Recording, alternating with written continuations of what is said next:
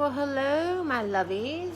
As you can see, it's your high priestess, Lady Lisa. I'm kind of hiding out over here in the bedroom as I'm getting ready to go to the movies and have some QT time, quiet time with the hubby before stuff starts popping off this weekend, because we're going into another beautiful new moon, not the full moon, the new moon on Sunday the 9th of September 2018.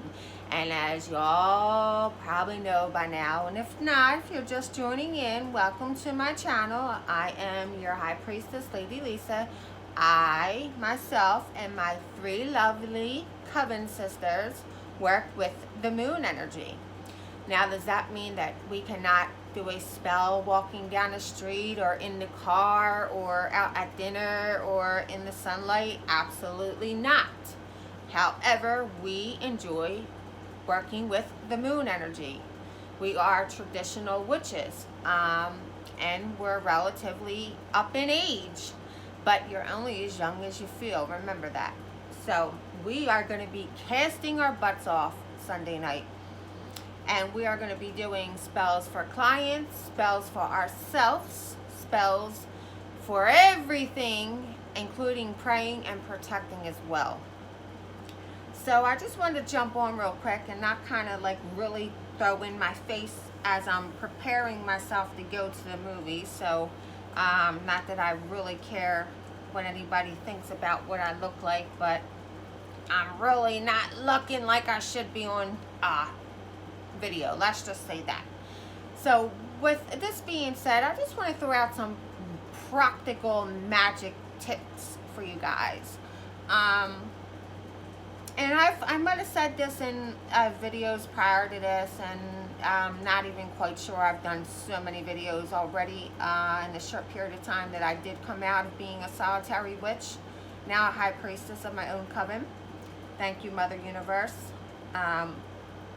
But let's throw out some practical witchy tips, practical magic out there. One being that there is definitely a difference between a hex and a curse. I had somebody ask me that on the last video, and I'm going to do a video for the new moon, as I always do one for the new moon and the full moon or a special moon. And I will explain what the difference between a hex and a curse is. There absolutely is a difference between a hex and a curse. Let's clarify that right off the bat. Okay, second off, why do you think witches are associated with brooms? Why do you think we're associated with brooms? Because we are badass women, okay? And we love brooms. And witches are very clean and very tidy. Now, does that mean if you stop over a witch's house one day, or you go to dinner and the bed isn't made at that very moment, or there's a spot on the mirror, or there's a piece of dust on the bureau, that they're not clean? No, that's not it at all. But we are associated with brooms not just because we're witches and, you know, the flying effect and all that other stuff, which I have a real witch's broom because I am a real witch. But we are very cleansy type of people. Even if you're a man, you may call yourself a witch or a warlock, you're supposed to be very cleansy. Cleaning should be a major priority in your life, especially if you're working with fairies, which I work with fairies. Fairies are very temperamental. They're beautiful, they're magical, but they're very temperamental. And if you don't keep things clean, because they have extreme OCD like myself, they will start to act up. And again, so back to the point, I don't know if it is an Italian thing, if it's a witch thing, if it's a woman thing. I don't know what's going on over here with me, but I always get sidetracked. I've got to spell myself out of that. Anyway, so us witches were associated with brooms, not just because of what you heard, folklore, what you read about, but because we're cleansing. Right? Cleaning. We're cleaning. The dirt bothers us. It's just very not of a witch to be dirty in any type of way, form, or fashion. Do I judge you or discredit you if your home is not clean or you're not a cleansy person? No, it's not my point or place. I'm just throwing out magical tips, magical things that you may not have known about. When we clean as a witch, we will take the dirt and we will sweep it onto a rug. The reason why we clean that way is because we want to take the trash, the dirt, and all the nastiness in our home immediately out to the garbage outside. We don't want to keep it in our garbage can in the home. So that's why it's imperative, if you are a witch or you're coming into your witchly lovelyhood or a warlock, when you sweep, please sweep straight onto a rug that you can take the rug out and get rid of it immediately. Do not keep it in your home or any trash can in your home or any box in your home. That's number one or number two. I forgot already. Okay, number 3 is if you have a broom, well, let's start like this. If you ever move, unless it's your actual witch broom, that's a real broom, never take an old broom to a new home with you. That's absolutely bad fortune. If you're going to move, always buy a brand new broom for your home. I'm not talking about your witch broom. I'm talking about the broom you clean with. Don't be cleaning with that witch broom. That's not for cleaning. Clean with the broom that you buy from your local supermarket or dollar store. Okay, and remember, always sweep it right onto a rug that you can dispose of immediately. And if you're going to put it in your garbage can in the home, take the bag out immediately and dust the rug off. You don't want no parts of it in your home. Okay, why is it important to keep all your magic supplies in a wooden box over a metal box? Well, metal destroys magic. It's a known fact.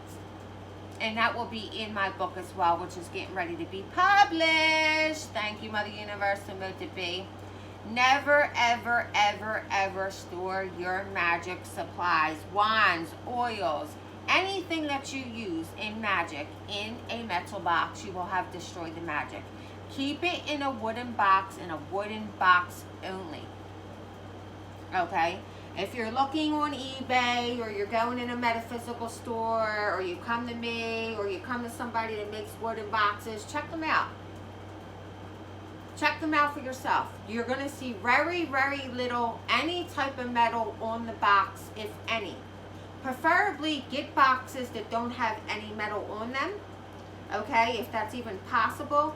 If not, let it be very minimum metal. I mean, like only type of metal, like where you want to close the box, lock up the box so nobody can know what's going on, like if you have a coven and it's sacred, etc., etc., etc. This is very, very, very imperative. When you're keeping your coven clean or your sacred area where you may be spell casting or even just your home in general, you always want to wipe down the walls or the floors. If we're going to go old school, the way I was taught traditionally at 5 by my grandmother, you're going to do it with lemon juice, because back in the day we didn't have rose water, basil water, Florida water, all that beautiful, wonderful stuff we have today. So you're going to take lemon juice, just plain lemon juice, and you're going to wipe your walls down and you're going to wipe your floors down, and you're going to do this on a original basis. You're going to do this quite often. As much as you clean is as much as you're going to wipe down. Like you would take Lysol perhaps, but this is what you're going to do if you're a witch, because your house is sacred, like your coven. You want to keep it cleansed. You want to keep it clean. This helps to keep out the negativity. This helps keeps out the bad energy. This helps keeps out the flow of ghosts entering into your home, as you are a portal.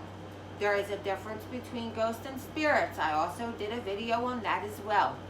The next and not prior video I'm going to get ready to do is show you about the wooden box, show you the difference between a hex and a curse, and show you a little bit about the afterlife, being that I am a psychic medium as well, amongst every other ability in the world, which I am a jack of all trades, and I am grateful for that. And thank you to everyone who is watching, and thank you to my lovely, lovely coven sisters who always got my back, whether you see them or you don't.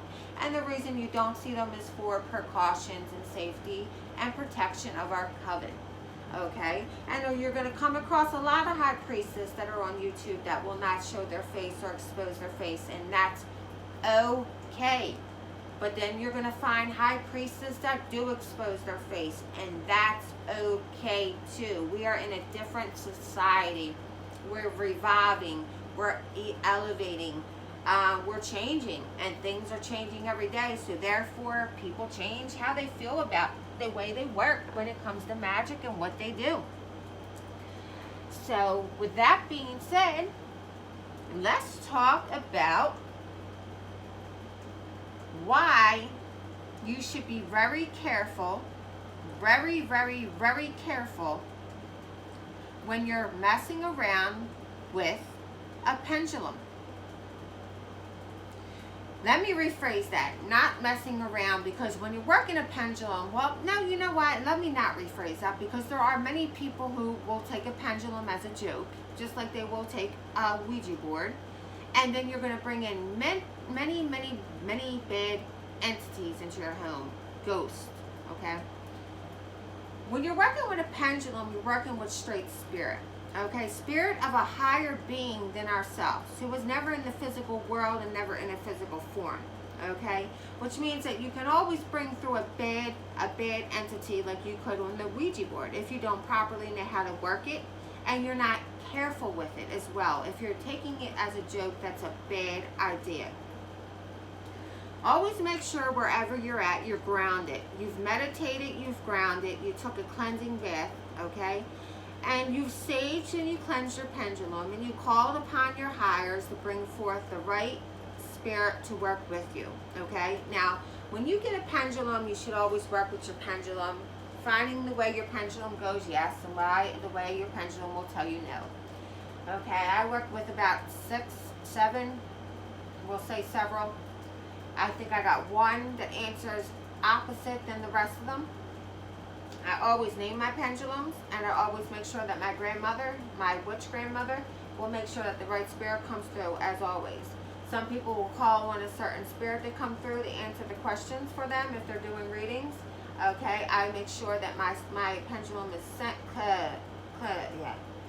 tongue-tied again, versus, saged. And then I will ask that my grandmother, Joan, please make sure the right spirit comes through, please. And then I will go forth with my pendulum, answer my pendulum by the pendulum's name. Now, I did a video on how to use your pendulum correctly as well. And here we go again. You do whatever you feel comfortable doing with your pendulum and how you may want to work your pendulum. Okay? And you go with whoever you feel more comfortable with teaching you these things, so that one day you will be where I am at on YouTube, teaching the world all about fabulous magic, okay? But I want you to be very careful and know that there's many ways to bring in entities and bring in ghosts and bring in things that you would not have welcomed into your home willingly, but really you did, but you didn't. And there's all types of ways that you can do that. And then things start to go bump in the night. And then you're calling on somebody like myself to come cleanse your home, cleanse you, and exorcise these spirits out of your home and out of the person, which I am an expert at hypnosis, and doing all these wonderful, beautiful things. Now, if you have a broom in your home, and you have an unwanted guest in your home, it could be of a living being, or it could be a ghost or an entity. Spirits are not evil. Spirits are not evil. So let me go back and change this up real quick before I lose track. When I say working with pendulum, okay, you're working with a spirit. Spirits come in two different forms, okay? Spirits come in the form of somebody who was once living in the physical world, who passed on to the next world, the next realm, the next life, who accepted the light, who are in the light. They are not of evil. But then there are spirits of higher being who were never physical in the world, never physical in a body. They're just pure spirit. So you just got to be careful working with your pendulum. That's all I'm asking you. If you need any clarification on what I'm trying to explain to you, please go back into my videos and watch my videos on previous how to work your pendulum, or ask me down below by commenting, and I will gladly rehash and redo another upcoming video on how to work your pendulum properly. Now, if you're in your home, and let's say hypothetically you're in the bedroom, or in your workplace, or You're in the living room watching some TV with the family, and you hear bang, boom, and you go into the kitchen or wherever it is you may keep your broom. Not your witch broom, your cleaning broom. Big, big difference. And it's fallen to the ground. It was standing upright in the corner, and now it's falling to the ground. What does that mean? That means that you're getting ready to have a guest come. Okay? This guest can mean of spirit, ghost, an entity, or somebody is just going to be arriving at your home. If this is not something that you would want to happen, then this is where you come into the turn back powder, the hot foot powder, or the go away powder, which I make all of that with my coven sisters in a ritual. And if you do ever get it, if you comment below, I can link you my private information and I can tell you how to use it.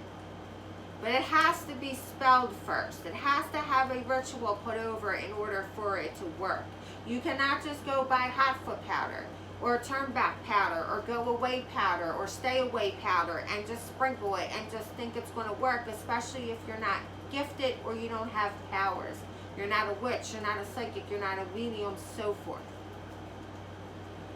With that being said, I think I went a little bit too much longer than I should have because I really need to start going, but I just wanted to jump on and throw a little, couple little, witchy tips, practical magic advice out there and tips as well.